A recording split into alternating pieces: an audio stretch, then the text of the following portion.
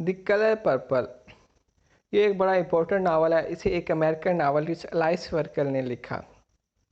इसे 1981-82 में लिखा न्यूयॉर्क में, जो कि एक अमेरिका की रियासत है, और 1982 में ये नावल पब्लिश हुआ और 1983 में ये नावल पुलित्ज़र प्राइज़ दिया गया इस नावल को, और उसके एक साल बाद यानी 1984 में ये नावल बैन कर दिया गया। ये नावल बैन क्यों कर दिया गया? इसलिए कर दिया गया कि इसमें बहुत ज़्यादा कंट्रोवर्सी पाई जाती है। इसमें लेबरिज्म को प्रमोट किया गया, सेक्सुअल डिज़ायर दिखाई गई हैं, तो और भी बहुत सारी पॉइंट्स हैं जिसकी वजह से ये नावल बैन कर दिया गया। इसकी सेटिंग की बात करें तो ये अफ्रीका में है 1920 और 1950 के बीच, और पॉइंट ऑफ व्यू है इसका फर्स्ट पर्सन। ये एपिस्टोलरी नावल है, यानी एपिस्टोलरी से मुराद जो लेटर्स पर मुश्तमिल हो। ये जो टाइटल है द कलर पर्पल, ये टाइटल इसलिए दिया गया कि सिली को पर्पल कलर बहुत ज़्यादा पसंद होता है। वो कहती है कि उसके ड्रेस भी पर्पल हो, शूज़ भी हो, हर चीज़ पर्पल कलर की हो। तो इसी द कलर पर्पल के नेम से मूवीज़ भी बनाई गई हैं और म्यूज़िक भी कंपोज किया गया है। करैक्टर की बात करें तो सिली इसमें मेन करैक्टर है। ये इस बेचारे पे बहुत ज़्यादा जुल्म होते हैं। ये खुदा को ख़त लिखती है और अपने ही बाप का ये शिकार होती हैं। नेटी ये सिली की छोटी सिस्टर हैं, और अल्फांसो को पा का नाम दिया गया इस नावल में। तो ये जो पा है ये सिली और नेटी इन दो बच्चों का स्टेप फादर है। मिस्टर, यहाँ एक और करैक्टर है मिस्टर। मिस्टर को सिली ने कोई भी नाम नहीं दिया गया, इसे जस्ट मिस्टर के नाम से पुकारा गया है।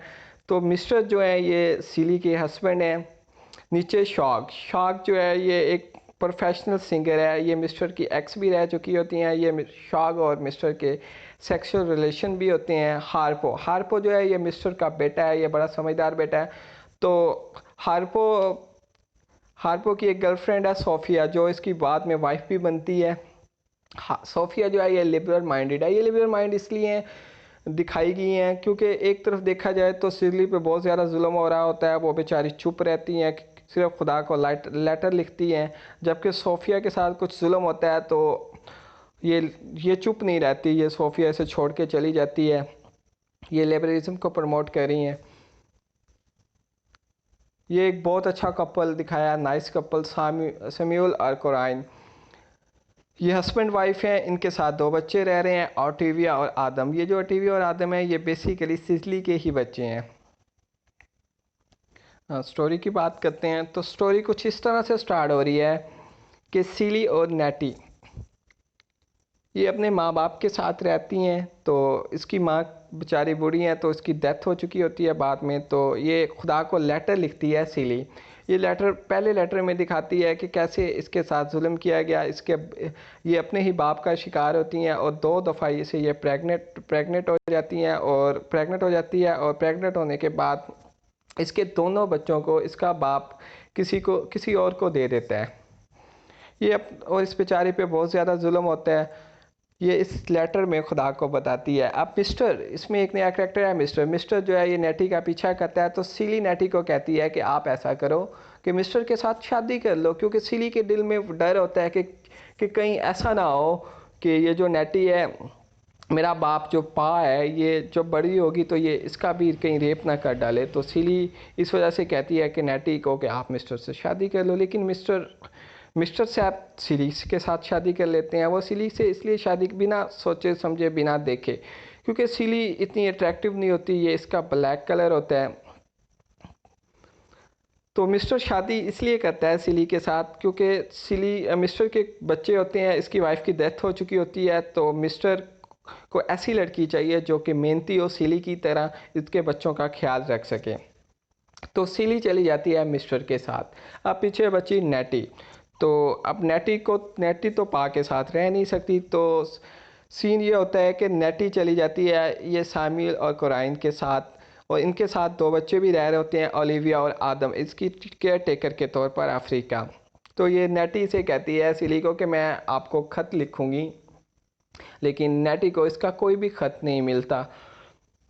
तो मिस्टर सिली पे बहुत ज़्यादा जुल्म कर रहा होता है, वो इसे मारता भी है। तो अब सिली जो होती हैं इसका जो बेटा होता है मिस्टर का हार्पो, इसकी सोफिया के साथ शादी हो चुकी होती है। तो सिली सोफिया से थोड़ी सी जेलसी भी फील करती है, क्योंकि इसका हस्बैंड इसे मारता है तो हार्पो इसका ख्याल रखता है। तो ये सिली जो होती है हार्पो को भड़काती है, कहती है कि ये ना आप ना इसे मारा पीटा करो तो ये ठीक रहेगी। तो बाद में सिली इसे एक्सक्यूज़ भी करती है अपनी इस गलती की, लेकिन सोफिया बाद में इसे हार्पो को छोड़ के चली जाती है। तो अब स्टोरी में नया करैक्टर आता है, एक शॉक जो होती है ये एक सिंगर होती हैं, प्रोफेशनल सिंगर हैं ये शॉक।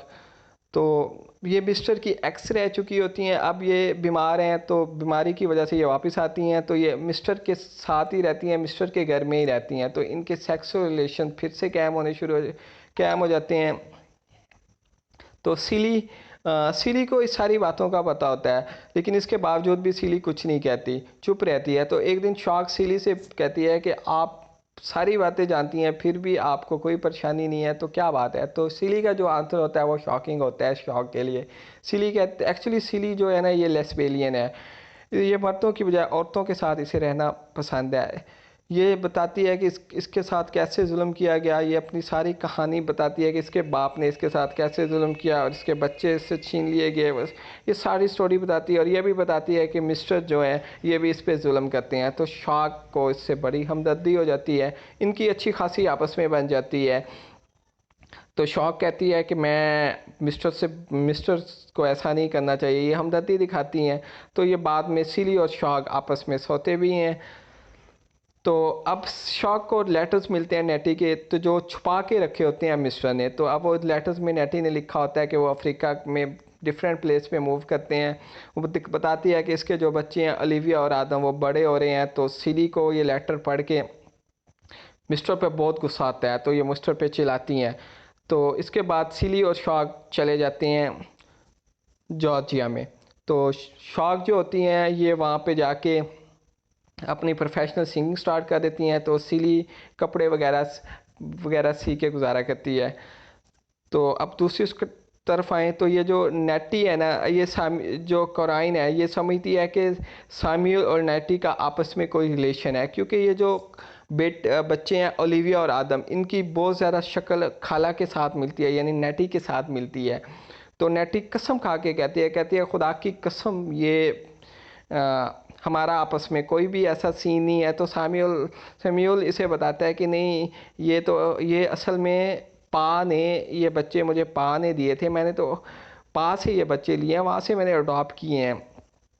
तो फिर ये पा एक और भी सच बताता है इसी नेटी को कि पा तुम्हारा रियल फादर नहीं है, ये स्टेप फादर है। क्योंकि इसका जो रियल फादर होता है वो किसी गोरे की हत्या चढ़ जाता है और गोरा उसे मार देता है। और ये यहाँ कॉलोनाइजिज्म के कंसेप्ट को भी दिखाया गया है। तो खैर फिर कुछ अरसा बाद ये होता है कि यहाँ पे फिर से ब्रिटिश आ जाते हैं, ब्रिटानिया की एक कंपनी आ जाती है और वो इन पे टैक्स लागू कर देती हैं और कोराइन की डेथ हो जाती है। तो नीटी और जो सैम्यूल होते हैं ये वापस आ जाते हैं इंग्लैंड ओलिविया और आदम के साथ। तो ओलिविया और आदम होता है, तो आदम की भी शादी हो जाती है, इसे भी एक लड़की पसंद आ जाती है, इसकी ताशी के साथ शादी हो जाती है बाद में। तो अब सीन दूसरी तरफ ये होता है कि सिली और ओलिविया और आदम को बता दिया जाता है कि ये जो तुम्हारे आदम और ओलिविया हैं ये सिली के ही बच्चे हैं। तो अब ये सारे लोग मिलकर जॉर्जिया जाते हैं सिली के पास, जहाँ सिली रह रही होती हैं। तो वहाँ जाके ये सारे आपस में मिलते हैं। तो अब मिस्टर जो हैं अब इन्हें भी ख्याल आता है कि मैंने सिली के साथ बहुत ज़्यादा जुल्म किया। तो ये सिली से माफ़ी मांगते हैं। बाद में नीटी और सैम्यूल की आपस में शादी हो जाती है और यहाँ पे ये स्टोरी ख़त्म हो जाती है।